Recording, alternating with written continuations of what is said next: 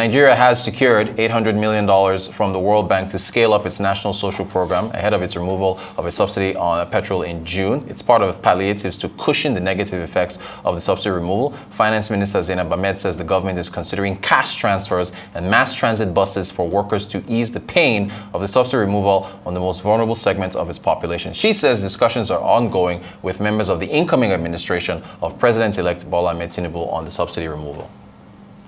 We've secured some funding from the World Bank. That is the first tranche of palliatives that will be that will enable us to give cash transfers to the most vulnerable in our society that have now been registered in a national social register.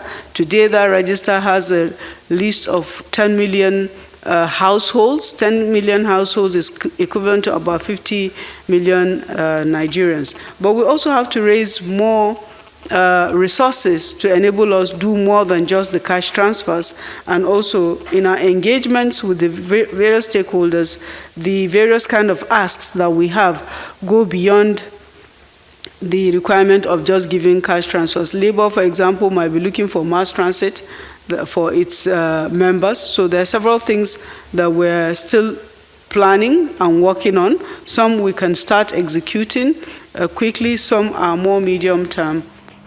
Joining us to discuss further, Muktar Mohammed, CEO of Finance with Muktar, investment banker, analyst, just economist, everything. You're very welcome. Good morning. Thank you, Rutos. Good to see you.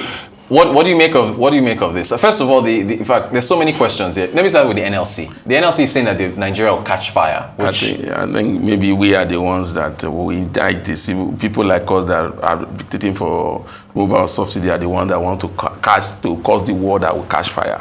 Because I just see the Nigerian Labour Congress always playing to the gallery. Yeah. They know the truth about this, that it's unsustainable. It's unsustainable. You can't, how much of their own, the labor unionists, people are really enjoying the subsidy? Yeah. Then you're looking only at Nigerian Labour Congress. How much of Nigerians are in Nigerian Labour Congress? And most Nigerians are being gaining employment through government. Whatever you look at those people that are earning their living day to day, how much have they benefited from the subsidy removal?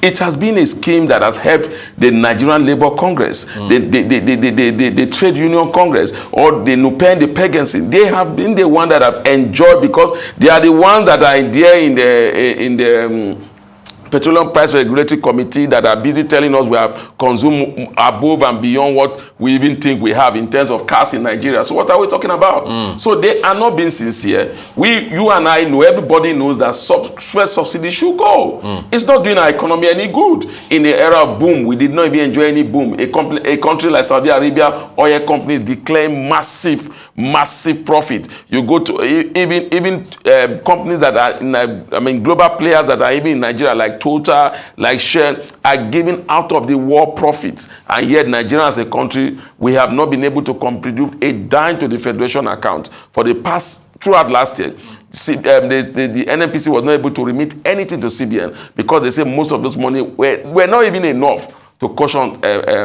subsidy removal. I think they are not just being sincere with us.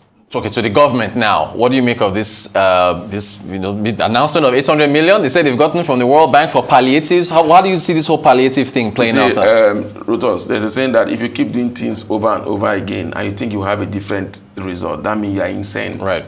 So I think the government have not come to realize what they need to do.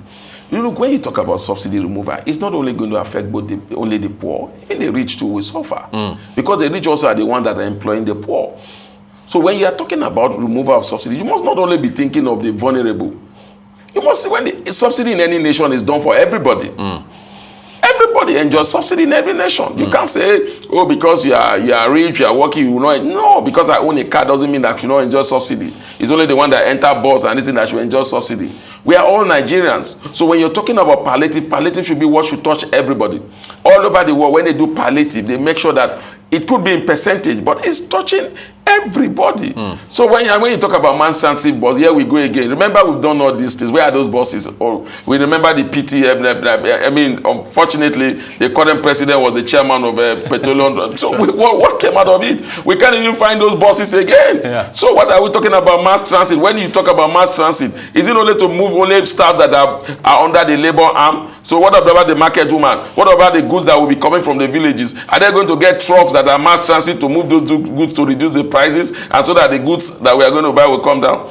Come on, I think they need to think inwardly and do something creative. So you don't think that is good? You don't think the palliatives are going to work? It has never worked. Even palliative that we saw, it didn't even work during the COVID. The palliative that we saw, we didn't even work. Yeah. That was the one that we're seeing, even just to collect Indomie and everything. It didn't work. Talk less of the palliative that is. We've been doing transfers of 5,000 naira to Nigerians for many years. How many Nigerians are we sure? Where are these Nigerians? What are the numbers? That's the register, social register. Yeah. You said if you earn more than 5,000, that means you are poor. But we have heard from people that some of these things are political. If you don't belong to a certain party, they will not put your name there. So how holistic? What are the parameters to determine who is poor and who is rich? Who is qualified for the 5,000 naira? And what can 5,000 naira do in today's inflationary pressure that we have in Nigeria? Come on, the government should think inwardly and begin to look at creative way. Ghana has done one thing they call their own palliative. What did they do? They said, okay, we are going to be paying certain amount in terms of power for all our citizens. Those are palliatives. Palliative, the governor of Kenya, the president of Kenya, when he came into power, the first thing he did was to remove subsidy petroleum product from Kenya, and they created a palliative. He rather went back. He said, "No, what?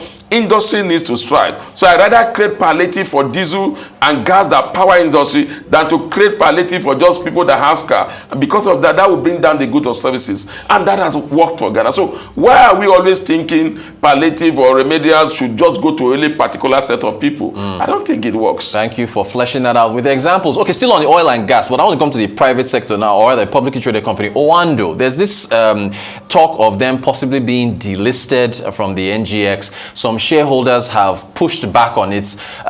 What do you make of that development then? It's sad. You know why the shareholders are pushing back at it? Is that some of the shareholders have been with Oando for years. Yeah. Some of them bought the share at 70 naira, some of them bought at 50, some of them bought at 25. Very few shareholders bought at Oando at 2 naira something. And now, for the first time, Oando is declaring profit. And all of a sudden, it seems that the company is coming out of wood after the litigation, the minority shareholder, majority shareholder issues. And all of a sudden, what they are telling those patient investors is that we want to delist, we'll pay you 7 naira something. It doesn't make sense. So that's why nobody is forcing you not to delist. But if you want to delist, let me have value. We've had a lot of companies that have delisted in Nigeria. They've created value for their shareholders as they are going. But you don't delist at a point whereby these people have been with you for years. You are now beginning to make profit. And remember that we are going into the sign that they will make more profit if we remove our subsidy comes in. Right. And all of a sudden, when the shareholders to begin to enjoy the benefit of staying that long, you are now saying you are delisting, you want to become a private company. That is very, very bad. And that is why the shareholders are agitating against it. What do you make? You know, every time we have you on, we usually always talk stock market. What do you? That's how versatile you are. What do you make of your outlook for oil and gas stocks, the sector? Fantastic. Yeah, fantastic. That's if subsidies removed, right? Subsidies removed. Even without subsidy, we are seeing some of them pulling good numbers. Seplat, for one, is the only company that is wholly listed. I mean, holistically listed. Oando was one of them. Yeah. And of course, they are trying to leave. Then Total, you just have their marketing arm, and that is the downstream sector that is listed. And they have been paying good dividend. Total just declared dividend of 21 naira per share for its shareholders. And shareholders are excited about that, especially in a cash crunch economy like what we have now. 21 naira per share is a good buy. And that gives them a dividend yield of about 9.8%, which is fantastic. So those are doing well. Remember, that's what I'm saying. We don't need to. Mobi was there before. Mobi have delisted. Nobody shouted. They get their investors, they get their shareholders value. Right. But you can't just come and because we want to start making money, that's all of a sudden you've settled all your problems, you now say you are delisting. But sector still is very bullish.